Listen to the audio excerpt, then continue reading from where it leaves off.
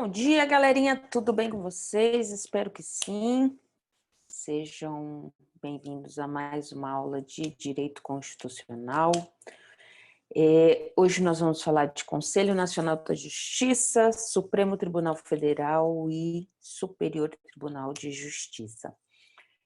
Também são componentes da magistratura, componentes do Poder Judiciário, né? STF enquanto órgão máximo do Poder Judiciário, Conselho Nacional de Justiça, como parte do órgão integrante do Poder Judiciário e no intuito de fiscalização e administração desse poder. E o STJ é o escolhido dentre os superiores, os tribunais superiores, né?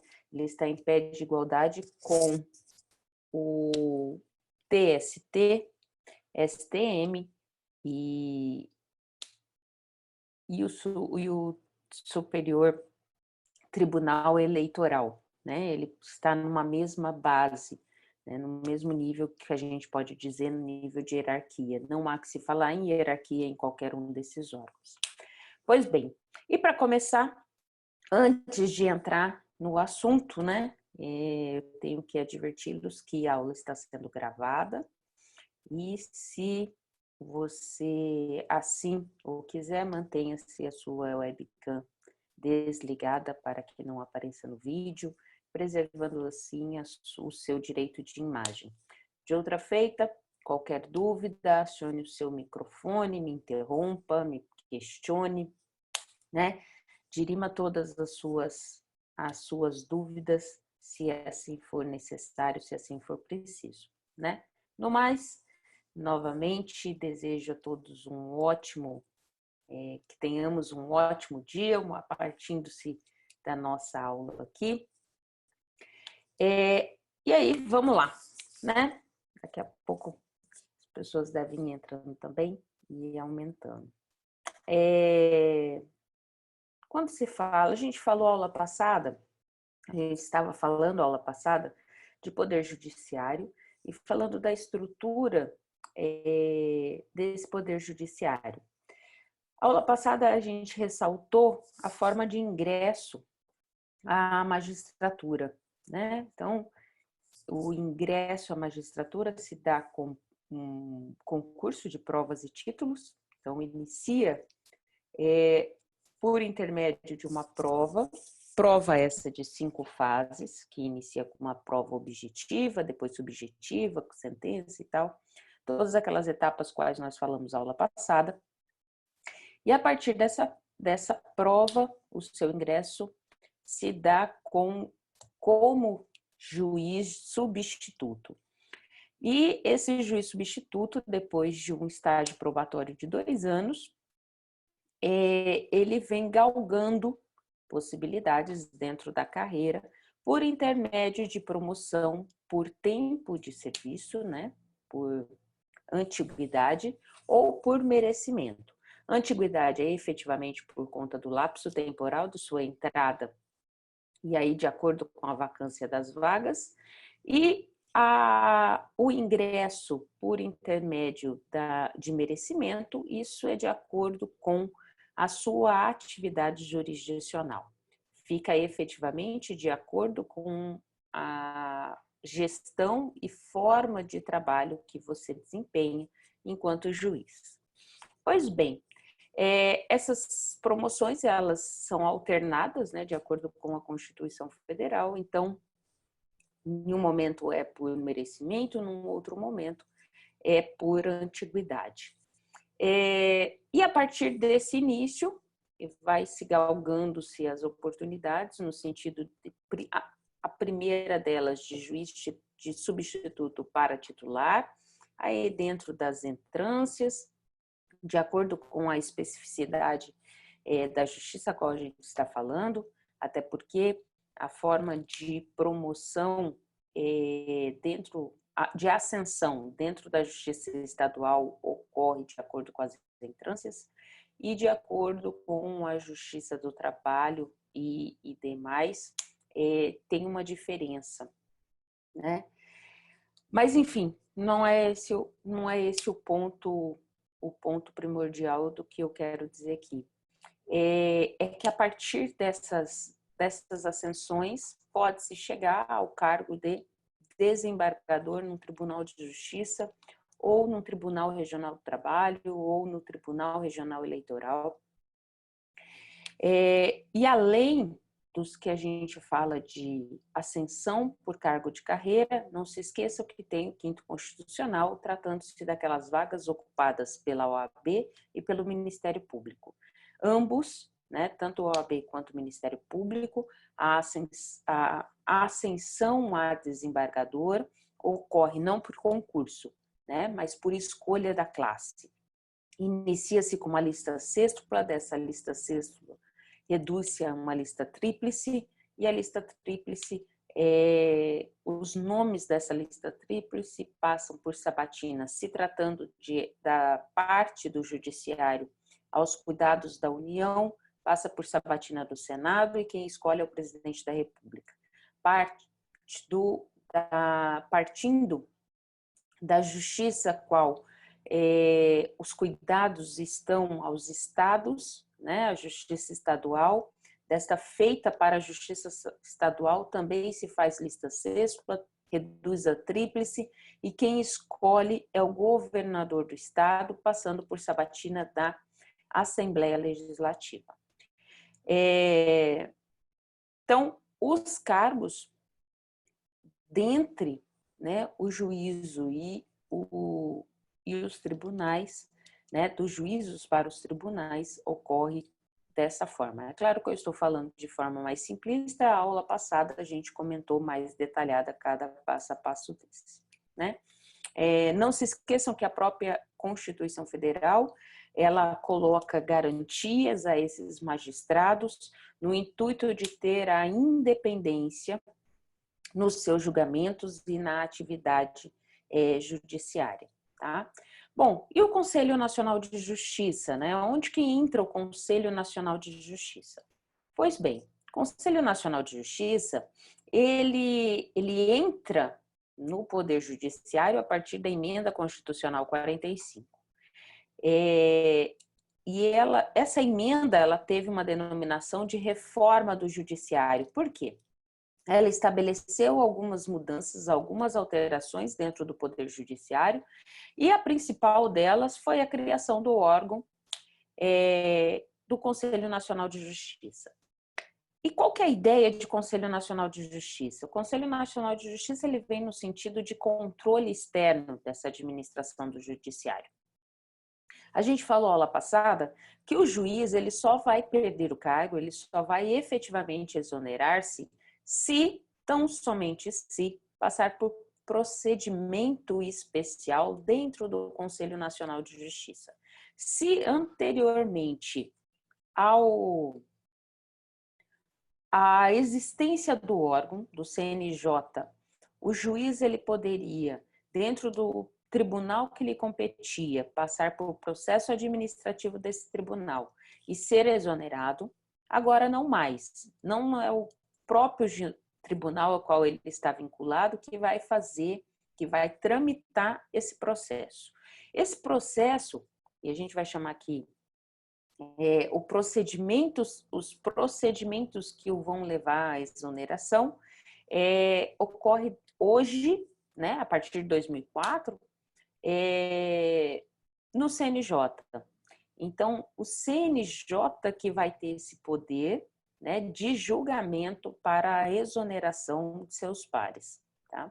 E, além disso, essa é a única função do CNJ? Não. O CNJ também tem um cunho fiscalizatório, né? Trabalha-se aqui como se fosse um auditor em relação aos gastos do Poder Judiciário, à administração do Poder Judiciário. Além disso, o CNJ ainda estabelece metas, né, no intuito de melhoria da prestação jurisdicional à sociedade. Então, o CNJ, ele tem um poder efetivamente de controle externo dessa administração da justiça, tá? Equipara-se aqui de forma muito, eu diria até de forma muito, como que eu vou, perdi a palavra agora, está muito cedo, né? Grosseira, né? De forma muito grosseira, o CNJ aqui, a gente poderia fazer uma analogia com a atividade do que vem a ser do TCU, tá? Então, esse controle externo fiscalizatório, em relação ao que a gente viu lá no TCU, a gente pode ter de forma muito grosseira, tá? Aqui no CNJ. Pois bem, qual que é a competência, né? Qual que é a ideia, né, de competência para o conselho? Então, aqui eu já explanei um pouquinho, mas a competência ele está no controle de cumprimento dos deveres funcionais do juiz. Então, o primeiro ponto do TCU é esse poder fiscalizatório, de identificar se a magistratura efetivamente está cumprindo com as suas funções, né? Se ele está exercendo o mumus público de exercício da jurisdição, né? E ainda está previsto controle de atuação administrativa e financeira, né, de todo o Poder Judiciário. Então, o CNJ, ele faz esse controle, elabora um relatório anual, e nesse relatório ele vai dizer, qual a situação que está o Poder Judiciário, né? Como está a nossa prestação de serviço em relação à sociedade. E por decorrência desse relatório, o CNJ ele pode, inclusive, dar providência, propor providências, alterações na legislação e na própria Constituição. Ele pode propor, isso não quer dizer que ele possa fazer, até mesmo porque alterações na legislação e na própria Constituição, quem deve fazer é o legislativo. É função precípua do legislativo e não do judiciário. Cabe ao judiciário, enquanto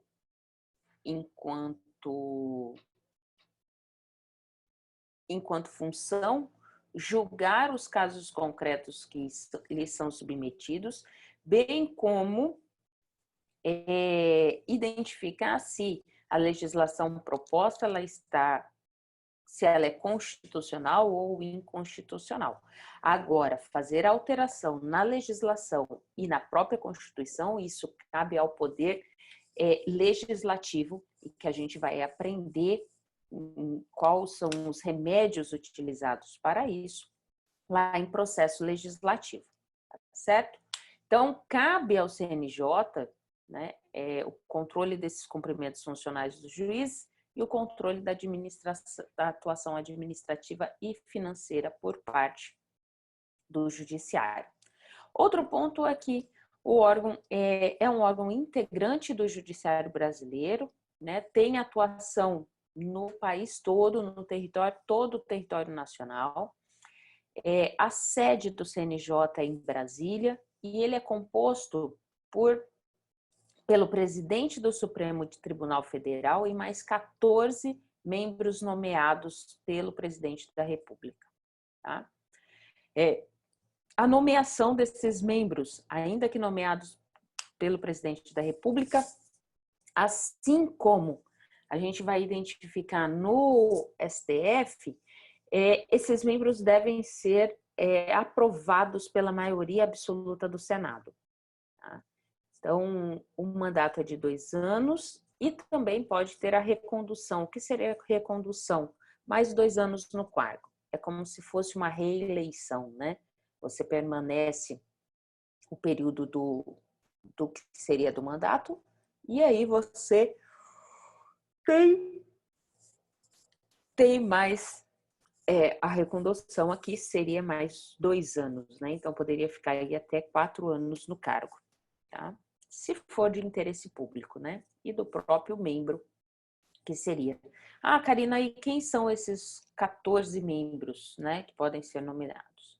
Bom, Em sua maioria, 9 dos membros, dos 14, é composto por membros do próprio Poder Judiciário, tá? Então, dos 14, 9 está dentro do Judiciário. Então, os membros do Judiciário, quem são? O presidente do Supremo Tribunal Federal, que vai ser o presidente do CNJ. Quem é o presidente do CNJ hoje? Dias Toffoli, que é o presidente do Supremo. Um ministro do Tribunal de Justiça, Superior Tribunal de Justiça. Ele é indicado pelo próprio tribunal, e aí vai para o presidente, passa pela sabatina do Senado. Um ministro do TST, indicado pelo TST. Um desembargador do Tribunal de Justiça, indicado pelo Supremo Tribunal Federal.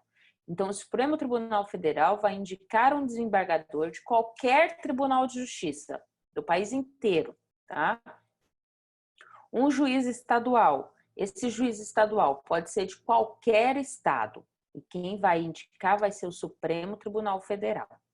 Um juiz do Tribunal Regional Federal, também indicado pelo... Aí, esse juiz do TRF é indicado pelo STJ.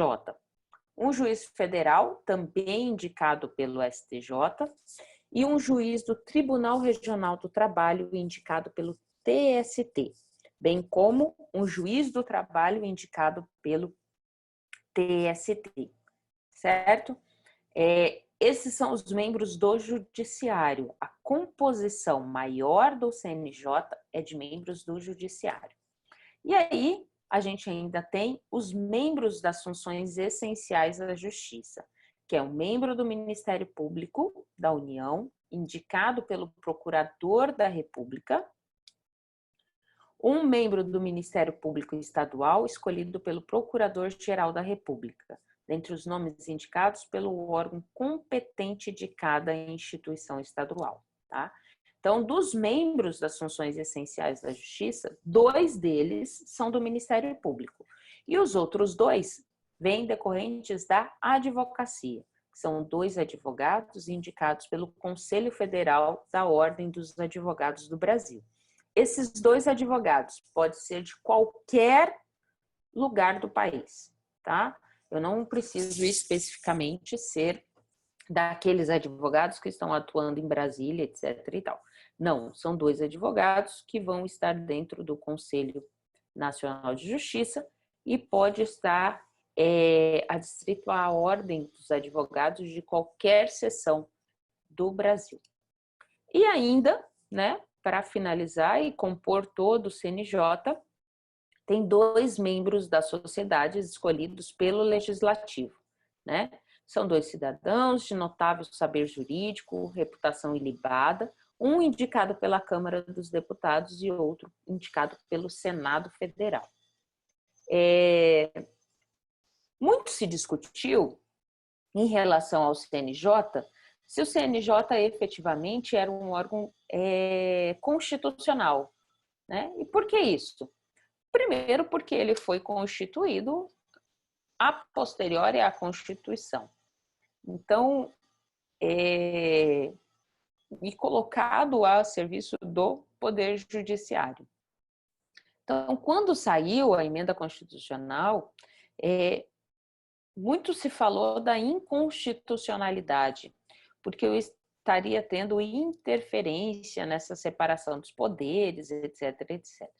E aí, não restou dúvida, depois de muita discussão, o próprio STF manifestou-se a respeito e identificou o seguinte, que não pode ser caracterizado o CNJ inconstitucional por 3 pontos especificamente. Primeiro, porque ele é um órgão integrante do Poder Judiciário, ele não está adstrito ao Poder Judiciário. Não se trata de um TCU, por exemplo. O TCU não faz parte do Poder Executivo, não faz parte do Poder Legislativo. Ele é um órgão à parte, é independente, assim como o Ministério Público, né? E no caso do CNJ, não. O CNJ faz parte do órgão integrante do Poder Judiciário, tá? Além disso, a sua composição de maioria absoluta dos 14 membros, 9 são do Poder Judiciário, são de cargos de carreira do Poder Judiciário. Então, não há que se falar aqui em interferência de outros poderes junto ao Poder Judiciário. Continua tendo toda o autogoverno, a autoadministração, a autogestão, toda, né, no Poder Judiciário. De outra feita, o CNJ também sofre controle, tá? Ele não age só por conta dos seus membros, né? Ele só tem possibilidades, claro, se assim for necessário, de controle pelo próprio STF, né? Que é a nossa cúpula do Poder Judiciário, é o nosso órgão máximo do Poder Judiciário. Então, se o CNJ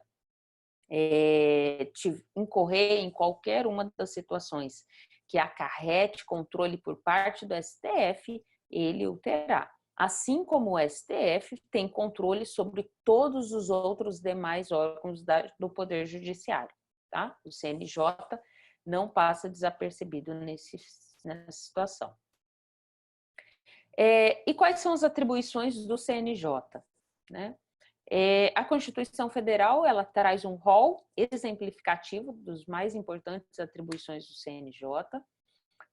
Esse rol, eu ressalto, ele é exemplificativo, isso quer dizer que pode ser ampliada as possibilidades de atribuições, tá? Ele não é um rol, não se trata de um rol taxativo, número cláusulas, não. Ele pode ser além do que está previsto nesse artigo 103B, né? E essas atuações, ela passa tanto pelo controle administrativo e financeiro do Poder Judiciário, quanto o cumprimento dos deveres funcionais. Caberá ao CNJ identificar o que é necessário fazer para que supra esse controle, né? Para que efetivamente ele tenha esse controle, e bem como em relação aos deveres funcionais do juiz. Ele vai identificar quais são as ferramentas que serão necessárias para um efetivo controle, né, desses deveres funcionais, bem como quais serão as ferramentas que deverão ser utilizadas por toda a magistratura no intuito de melhorar a prestação funcional do judiciário para a sociedade, tá? Eu poderia dizer que a função e a atribuição do CNJ principal é fazer a análise do Poder Judiciário na busca de melhor prestação do Poder Judiciário à sociedade, tá? Então, a base do CNJ está nessa função de melhoria do Poder Judiciário à sociedade. Acaba criando uma linha, né? uma gestão para todo o judiciário. Então, as metas atribuídas pelo CNJ à magistratura, ela é a mesma que vai ser decorrente para a Justiça Estadual, para a Justiça Federal, para a Justiça do Trabalho Militar. As metas de cumprimento de toda a magistratura é a mesma, ela não individualiza. O que vai ter de diferente, né? A implantação por seus tribunais em relação a essas solicitações por parte do CNJ, e de outra feita, no mesmo sentido, como as facilidades e individualizações de cada estado decorrente da própria justiça.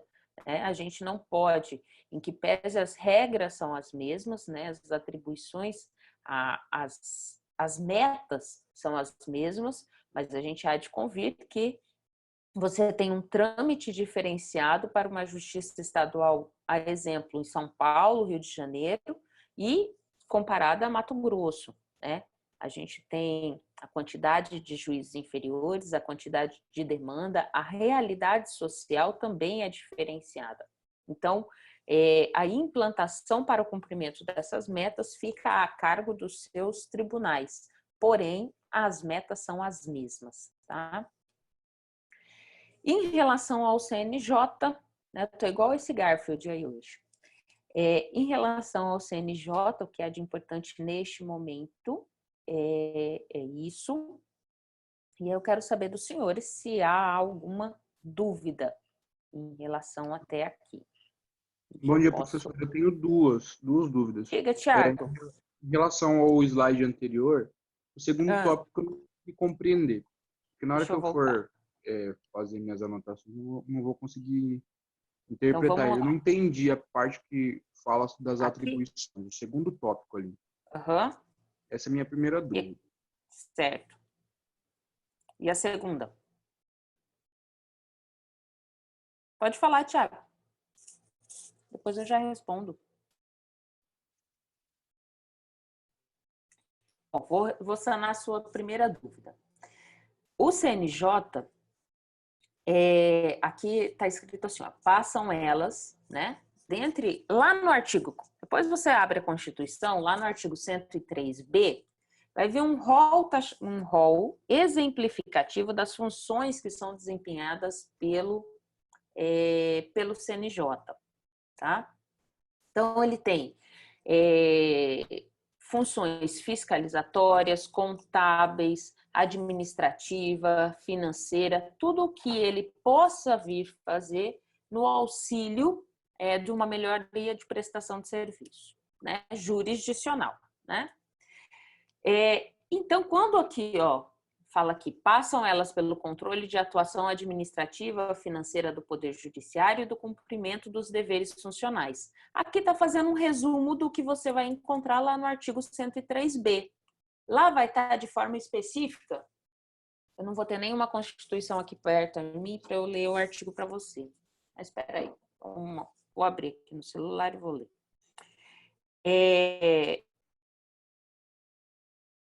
Aqui só está dizendo quais são as matérias que seriam invocadas pela Constituição, que para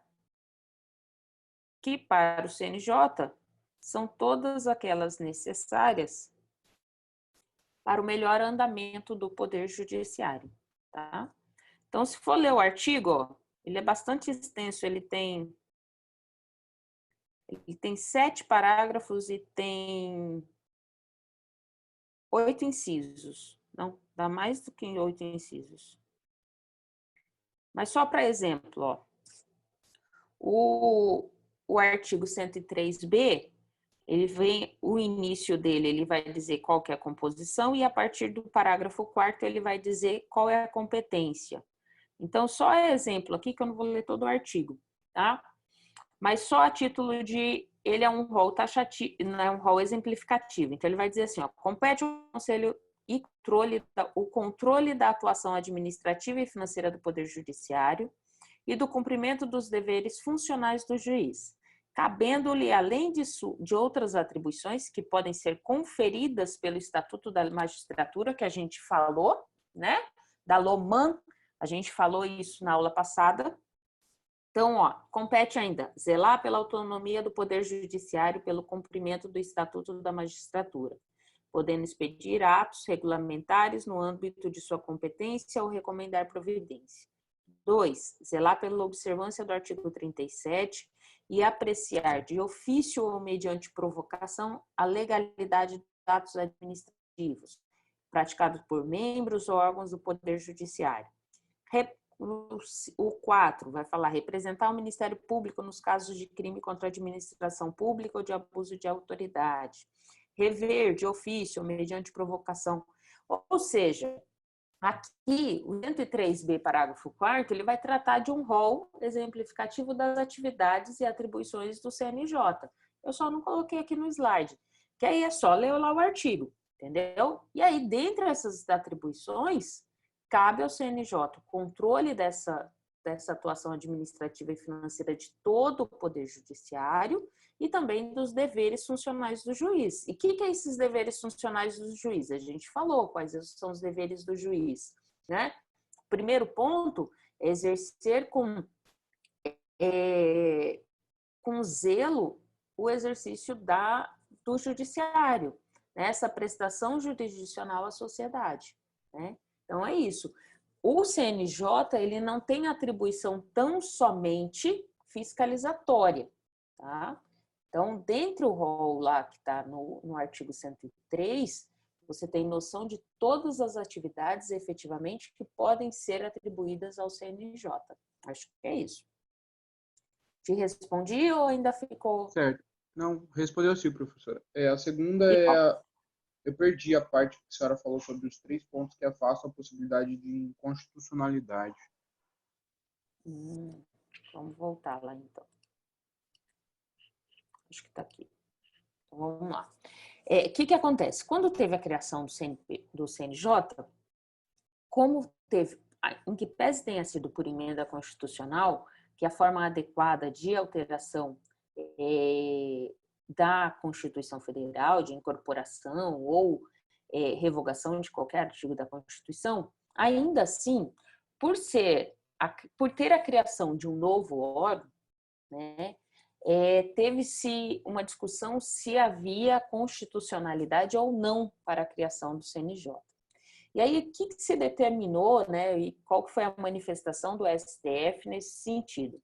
Por que eu posso dizer que o CNJ é efetivamente constitucional e que não vai estar interferindo nessa separação dos poderes? Eu não vou ter um órgão de controle em relação efetivamente ao Poder Judiciário. E aí o que chegou de argumento é que ele é o órgão integrante do Poder Judiciário, né? Ele faz parte do Poder Judiciário, ele não é um órgão à parte, não se trata de, nesse sentido, eu fiz uma analogia com o TCU, mas nesse sentido são órgãos completamente diferentes, porque o TCU é um órgão independente, ele não está vinculado, ele vai auxiliar o legislativo, mas ele não está vinculado ao legislativo. E o CNJ, nesse sentido, não.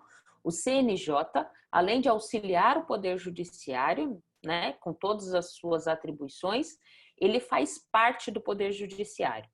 A composição do Poder Judiciário, a composição do CNJ tem sua maioria absoluta. Dos 14 membros, 9 são do Poder Judiciário. E ainda, o CNJ ele está sob controle do STF, que é o órgão máximo do Poder Judiciário. Então, além de ser integrante, ele também sofre controle por parte do STF. Esses são os 3 argumentos que foram dispostos, inclusive pelo STF, no intuito de declarar a constitucionalidade do CNJ. Feito? Gente, Certo. mais alguma dúvida? Mais alguma dúvida em relação aqui? Não. Ou posso seguir? Não? Então vamos em frente. Eu vou mudar a tela aqui. Deixa eu interromper um compartilhamento aqui. E vou em busca de outra telinha aqui. Opa.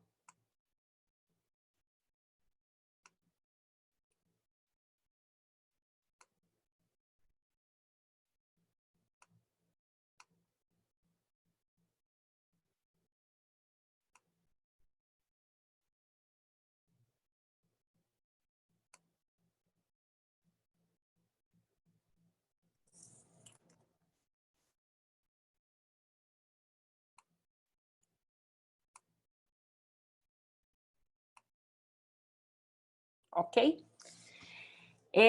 Antes de... Bom, nós já estamos com... Deixa eu ver. Agora são 8h44, eu ainda vou conseguir falar. Além do CNJ, e aí no final eu ia falar a questão de prova e tal, mas eu vou deixar para falar no finalzinho da aula. Em relação ao CNJ, a gente ainda tem, né, o Supremo Tribunal Federal e o STJ, exemplo dos tribunais que estão superiores. Quando se fala do Tribunal Federal, né, do STF, é o nosso órgão de cúpula, né, do Poder Judiciário. O STF ele é composto por 11 membros. Tá? Todos esses membros são nomeados pelo presidente da República. após a aprovação pela maioria absoluta do Senado. Então, aprovação de pelo menos 3/5 dos membros do Senado. Tá? Aqui, né, diferente do que a gente tem lá para ingresso na magistratura, a necessidade de ter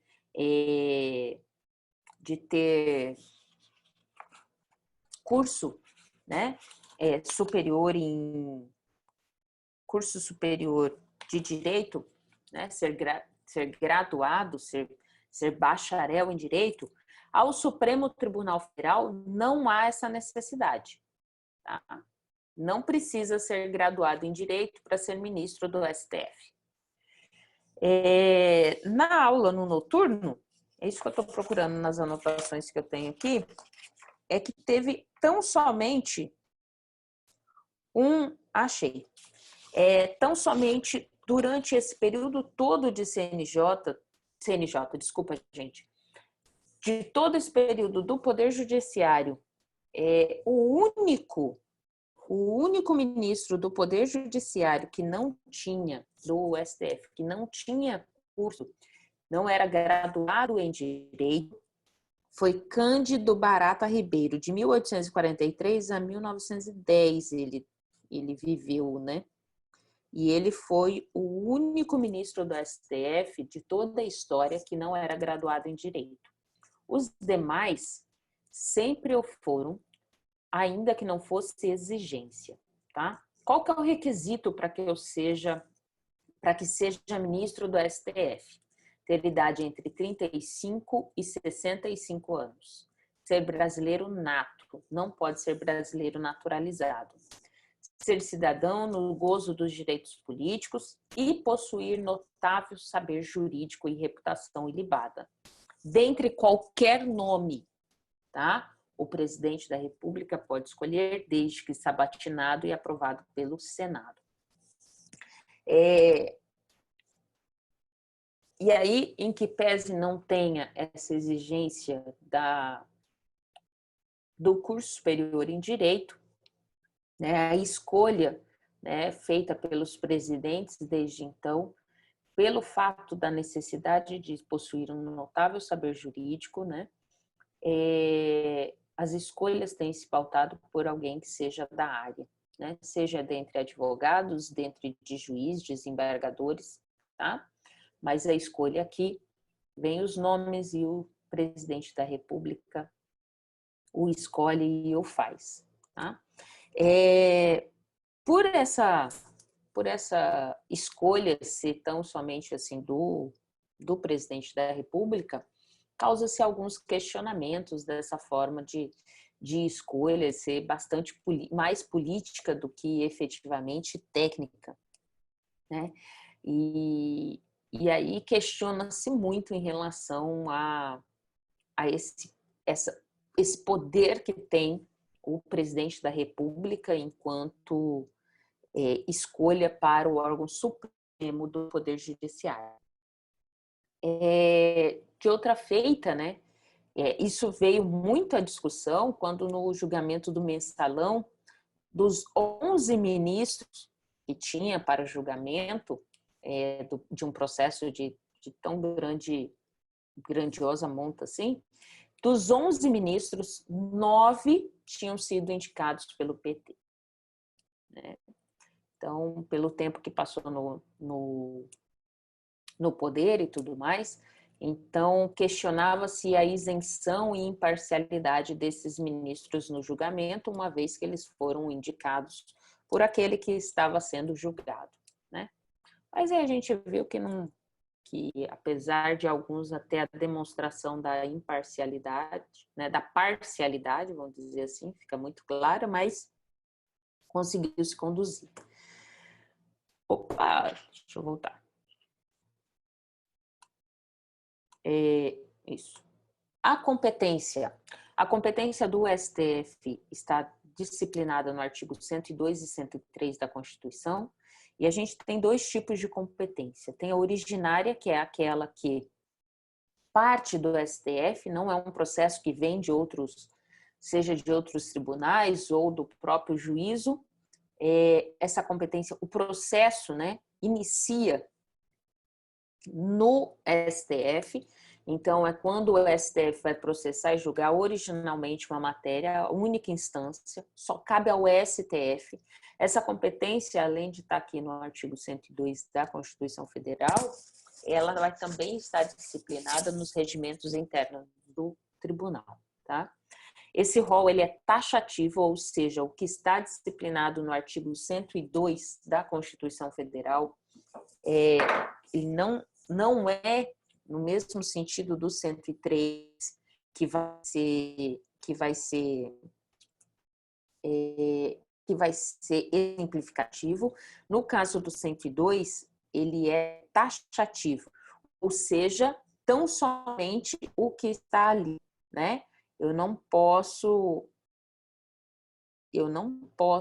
ir além do que está ali, né? Vou ler o artigo aqui para vocês a título de exemplo. Só um pouquinho. Então, o artigo 102, ó, ele vai colocar: compete ao Supremo Tribunal Federal, principalmente, a guarda da Constituição. Ele é o nosso guardião da Constituição e cabe processar e julgar originalmente a ação direta de inconstitucionalidade, de lei ou ato normativo federal e estadual, ação declaratória de constitucionalidade de lei ou ato normativo, nas infrações penais comuns, o presidente da República, o vice-presidente, membros do Congresso Nacional, seus próprios ministros, procurador-geral da República. E aí ele ainda dá, vai até o inciso, vai até a linha R, que vai terminar com as ações contra o Conselho Nacional de Justiça e contra o Conselho Nacional do Ministério Público, tá?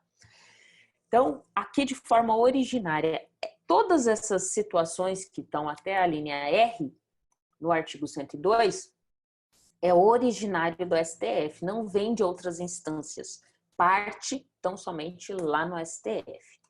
E aí, eu tenho um segundo momento que trata-se de recursal, então, por conta do recurso, ela chega ao STF, não de forma originária, né? Não acontece no STF. Ela vem de outros tribunais, né? Mediante recurso ordinário ou extraordinário. Recurso ordinário. Recurso ordinário se dá por crime político, e aí se tem habeas corpus, mandado de segurança, habeas data, mandado de injunção. O mandado de injunção aqui é aquele, todos esses são decididos em instância única nos tribunais superiores. Então, quem negou, tratando-se de recurso ordinário, eu entro no tribunal, né, no TJ aqui, com pedido de habeas corpus, tá? O TJ que tem competência originária para julgamento de habeas corpus, não é o juiz de primeiro grau. Esse habeas corpus, ele é negado. Negou-se o pedido de habeas corpus. O que vai acontecer? Dessa negativa, né? Dessa negativa, cabe recurso ordinário para o STF, tá?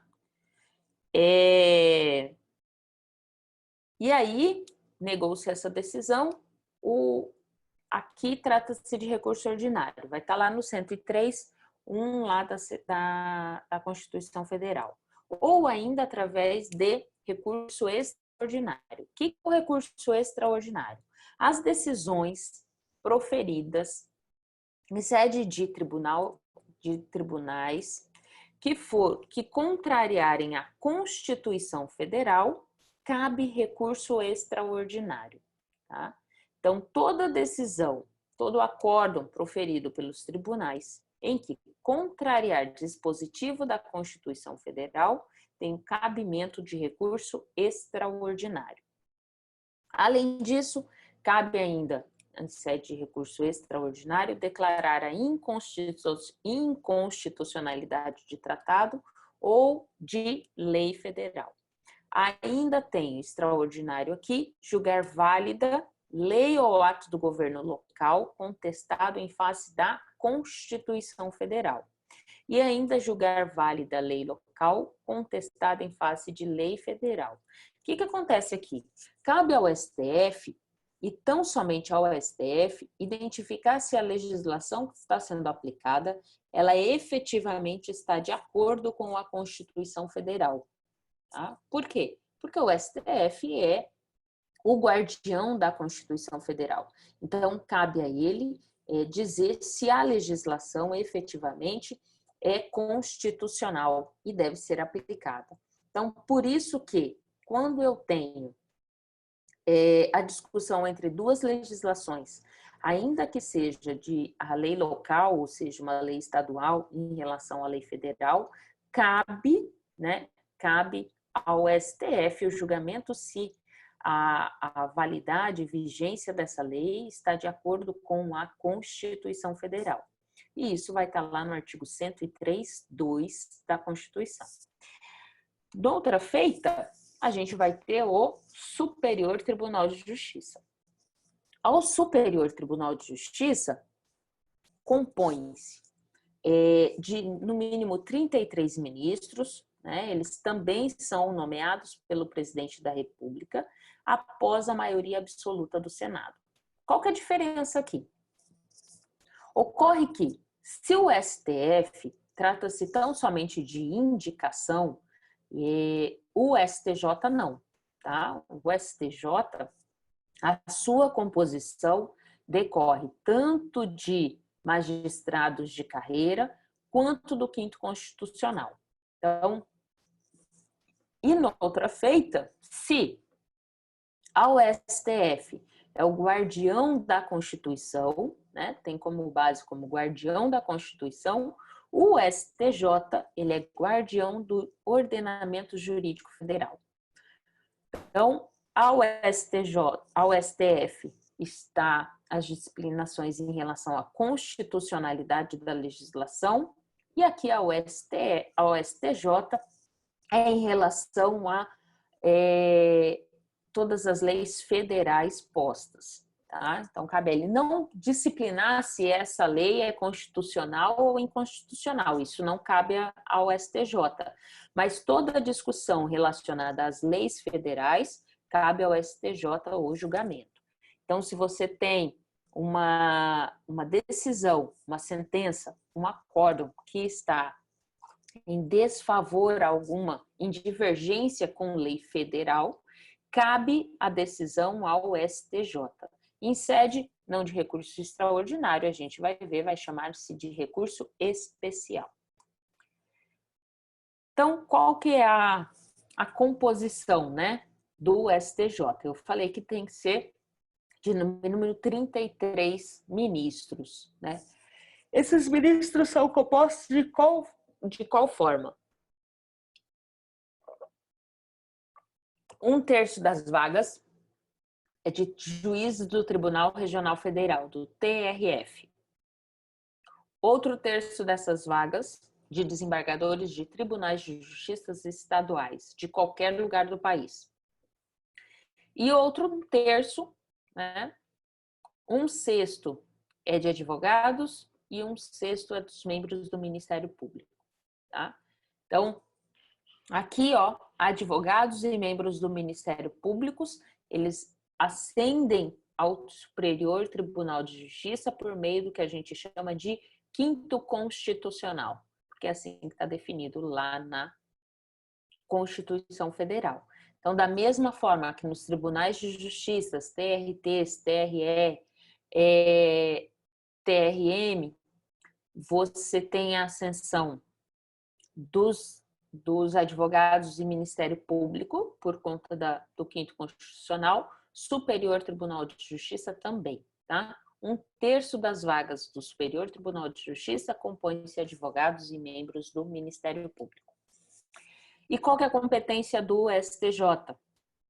STJ, a competência está definida lá no artigo 105, né? 103 e 104 STF, 102 e 103 STF e 105, e a gente vai ver 105 e 104 vai estar dentro do STJ.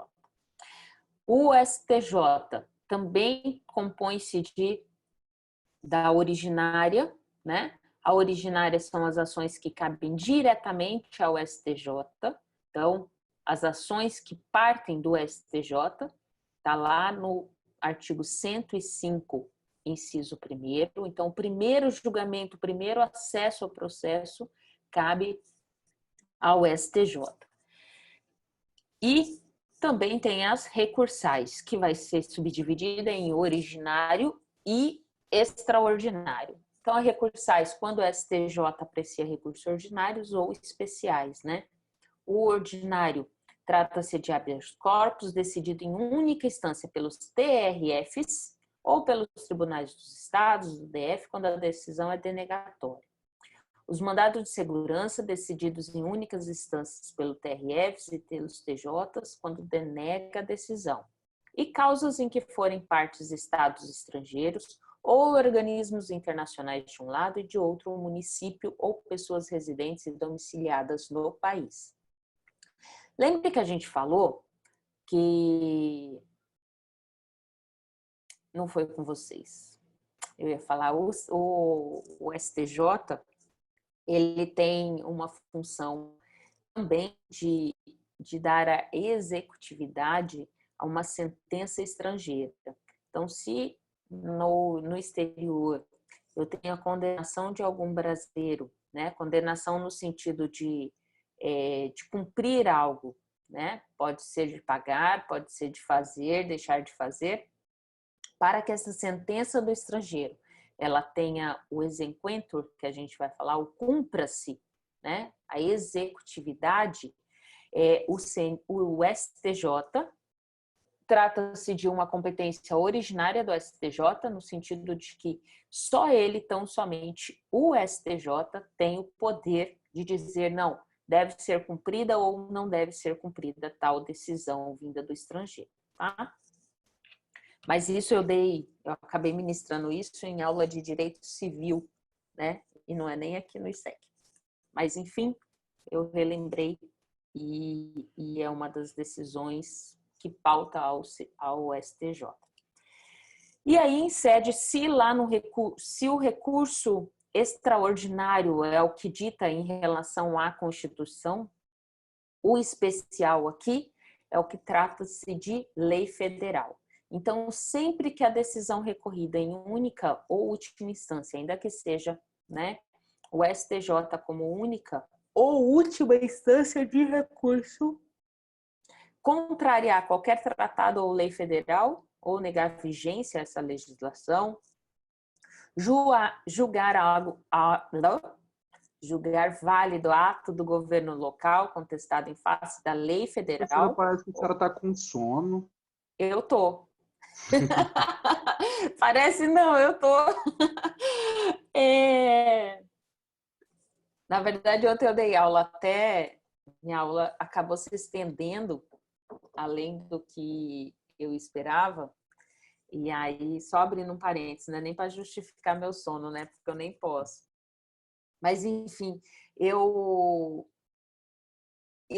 terminei de dar aula e como todas as minhas aulas são todas gravadas, né? Tanto que todas as nossas aulas já estão disponíveis lá no Classroom. Eu fiz isso no final de semana. O que acontece? À noite é mais fácil para que eu baixe os vídeos, porque eles são gravados na nuvem e aí eu tenho que baixar, eu tenho que editar, jogar para o YouTube para depois eu liberar, tanto para vocês quanto para os alunos da Unic. E aí fazer isso à noite, depois das 10, é mais rápido de fazer, porque você está com o sistema ainda da internet, está mais tranquilo a navegação. E aí eu acabei levando mais tempo do que eu gostaria, porque eu dei aula até 10h30, mais ou menos. Minha aula se estendeu mais do que o horário. E aí eu acabei indo dormir muito tarde. Eu fui dormir, era mais de meia-noite. E acordar às 6h, eu acabei hoje não tendo a recuperação do sono que eu gostaria. Mas para quinta-feira vai estar tudo certo, não me preocupa não. Né? E aí, por isso que eu tô nesse... E olha que eu tomei café, hein? Antes de começar a aula aqui com vocês. Mas tá dando para entender sim, professora, sem problema. Tá? Então tá, menos mal. Então, aqui voltando, né? Então, tratando-se dessa lei, né? Da lei federal, interpretação divergente do que que outro tribunal fez, né? Quem vai suprir em relação à lei federal é o STJ, né? Então, se o STF, qualquer discussão em relação à matéria constitucional trata do STF, a matéria federal trata o STJ. Deixa eu abrir um parênteses aqui. O que acontece? O TST, quando se discute matéria de cunho federal, o próprio TST o faz. Vocês vão ver lá à frente, em processo civil, em processo do trabalho e tal, que não cabe recurso especial na Justiça do Trabalho. Por que não cabe recurso especial na Justiça do Trabalho? Que seria a atuação do STJ na Justiça do Trabalho. Porque o TST, né, o Superior Tribunal do Trabalho, Tribunal Superior do Trabalho, né, ele tem o mesmo cunho aqui em relação à matéria que o STJ. Então, as decisões relacionadas de cunho federal o faz através do recurso de revista no TST. Então, eu não vou ter recurso especial na Justiça do Trabalho, nem vou ter a atuação do STJ na Justiça do Trabalho. E do STF, eu vou ter atuação na Justiça do Trabalho? Terei tão somente se o TST não sanar, não dirimir os recursos e tiver ainda divergência em matéria constitucional.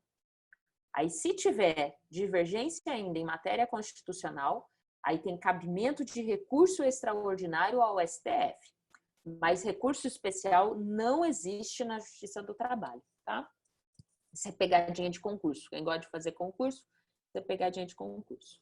Então, tratando-se de lei federal, está no STJ, tratando-se de lei constitucional, está no STF. Gente, por hoje, 9h05, ainda terminei a aula mais cedo, hein? Olha com sono. De STF e STJ, é isso que eu tenho para falar para vocês. Até porque aqui trata-se de uma explanação não profunda, porque vocês verão tanto o trâmite, tanto de STJ quanto de STF, principalmente em processo civil, em decorrência do trâmite recursal, tá?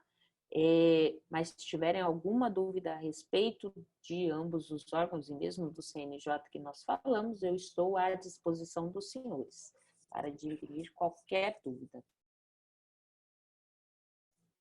Alguma coisa a perguntar? Ou está tudo certo por enquanto? Professora, só uma pergunta. Lá no CNJ tem a composição tem uma pessoa que, se não me engano, são uma ou duas pessoas que não são juízes nem nada. São dois cidadãos comuns. Uhum. Eles têm que comprovar que eles têm notável saber jurídico também? Sim, o que acontece? Um é indicado pela Câmara, outro é indicado pelo Senado. Todos esses membros, com exceção do presidente, né, do CNJ, que é o presidente do STF, que esse obrigatoriamente tem que ter o conhecimento, os demais passam por sabatina do Senado. Então, mesmo aquele indicado pelo Senado, ele tem que ser aprovado efetivamente pelo Senado. E aí passa por vários questionamentos dos senadores, entendeu? Então, ali se comprova se tem efetivamente o saber jurídico ou não. Né? E geralmente, assim, mesmo que se falar, são cidadãos, às vezes não é um advogado, mas nem pode ser um advogado, mas são pessoas que efetivamente têm esse conhecimento, né? E de certa forma, assim, esse conhecimento, quando o Senado faz a inquirição deles, não é no sentido da mesma forma que você tem de um advogado, né? E a ideia é que traga a sociedade civil para dentro do CNJ para que você tenha uma visão da sociedade para com o Poder Judiciário. Vai auxiliar, porque a visão que você tem do juiz, do advogado e do Ministério Público é uma visão mais fechada em relação ao próprio judiciário. E a sociedade vê de forma diferente, né? Então, essa é a ideia de trazer 2 cidadãos para colocar dentro do CNJ, mas eles são inquiridos também são sabatinados, né? Essa palavra correta pelo Senado. Certo. Mais alguma dúvida, gente, a respeito da matéria? Aproveita. Bom, então eu vou falar um pouquinho. Ontem nós tivemos uma reunião com a coordenação e com os demais professores do ICEC. Em que pese tenha já um decreto dizendo que as aulas da rede privada devem voltar a 18/5, essa determinação ainda não veio por parte da faculdade, tá? Então, ainda não está certo. E pelo que se diz, bem provável que a gente não volte para as aulas presenciais no ICEC esse semestre. Deve voltar só no próximo semestre, na hora que as coisas se acalmarem mais e a gente efetivamente tiver a noção de tudo isso que está acontecendo, né? Enfim. Qual que é o ponto em relação ao que ontem nos foi passado e não é uma decisão que cabe a nós professores, né? As ordens vêm de cima, manda quem pode, obedece quem tem juízo. É que a prova do ICEC, N1 e N2, será uma prova só. Tá? Vocês não vão ter N1 e N2. Vai ter uma prova única, que vai ser a matéria do semestre todo.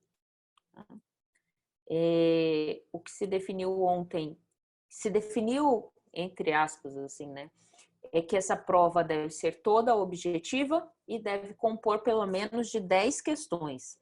E aí vai depender do professor se ele vai colocar 10, se ele vai colocar 20 questões, tá?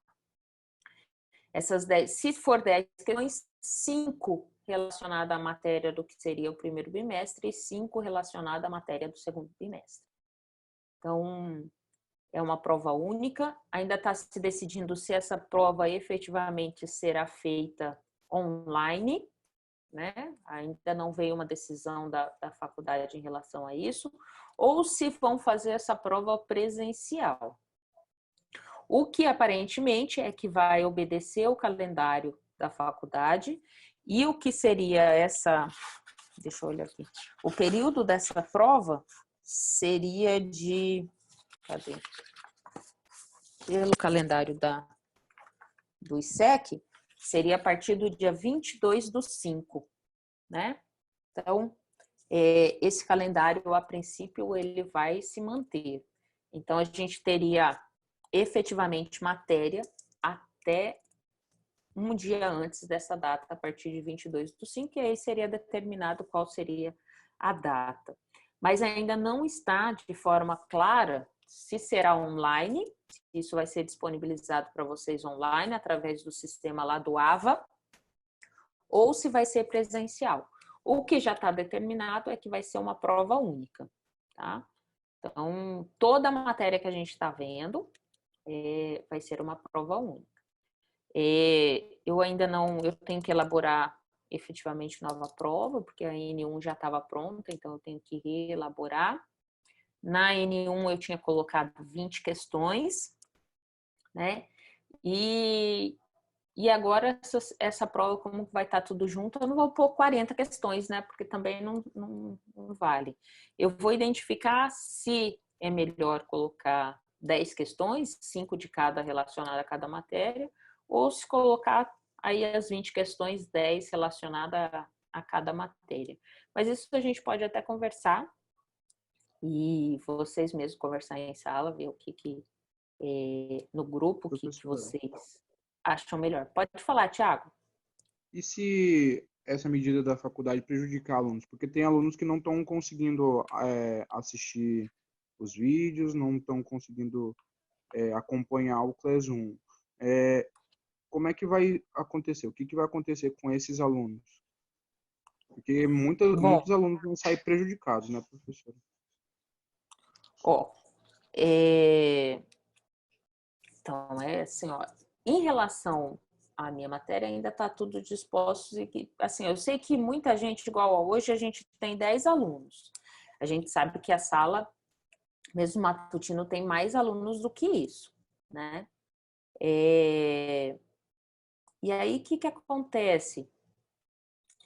Essa é um momento, assim, que a gente vai ter, efetivamente, pode haver prejuízo. A ideia é que a gente minimize o quanto, o máximo possível desses prejuízos, entendeu? Tanto que ontem falaram em relação a fazer chamada e tal, é muito complicado eu ter que ficar fazendo controle da chamada dos alunos, porque não necessariamente, em que pese você deveria estar em aula e estar aqui assistindo, não necessariamente você o opta por fazer, ainda mais que, igual no meu caso, as aulas acabam sendo disponibilizadas logo na sequência. Então, às vezes, é mais fácil você assistir o vídeo em outro momento e tal. Pro MEC, o fato da gente estar ministrando as aulas, sendo gravadas e disponibilizar esses vídeos para os alunos, de certa forma, minimiza, né? O grande ponto aqui é em relação à prova, que será uma prova única do semestre, né? Ao invés de ter duas provas. Mas vai ter as subs e vai ter a prova final, caso o aluno assim sinta-se prejudicado. Mas a ideia é minimizar os prejuízos para o aluno, entendeu? É minimizar. Até porque, assim, é um momento que não é férias, né? Então, eu até entendo que alguns alunos efetivamente têm uma dificuldade maior em buscar, mas é hora também de, assim, tentar amenizar, inclusive para vocês mesmo, né, os prejuízos em relação a não estar em sala, em aula presencial e tudo mais, né? A ideia é diminuir, mas te dizer efetivamente, professora, quais serão, qual vai ser o posicionamento da faculdade, infelizmente eu não posso te posicionar, até porque eu desconheço, né? Mas a ideia, o que se passa para a gente enquanto professor, é minimizar o máximo possível em relação aos prejuízos, né? Tanto que as provas, todos os professores, ontem ficou determinado de fazer todas as provas vão ser objetivas, né? Então, com uma alternativa única de escolha, para tentar minimizar isso, né? Até porque provavelmente essas provas serão online, gente, né? Dificilmente será presencial. Até porque a gente tem conhecimento de que tem alguns alunos que fazem parte do grupo de risco e diria assim que o Covid só está chegando em Cuiabá. Então, ainda mais agora teve, assim, tá começando a sair do isolamento e tal, vai ser uma situação em que a gente vai ver se essa curva efetivamente foi achatada pelo isolamento que a gente teve ou se estava só no início e acabou tendo isolamento antes da hora necessária, né? Mas a ideia é não ter, assim, minimizar os prejuízos. Prejuízos vocês vão ter? Uhum, vão, assim como a gente, enquanto professor. Mas a ideia é minimizar esses prejuízos, né? Mas não deixem de estar acompanhando, né? Aqueles que podem, não deixar de acompanhar as aulas, o material que está disponível. Isso em relação a todas as matérias, porque para a semana de prova, não vai ser. Vocês vão estar igual maratona de série, né? Em relação aos vídeos das aulas. Mas creio que ao final vai dar tudo certo e vamos seguir, né?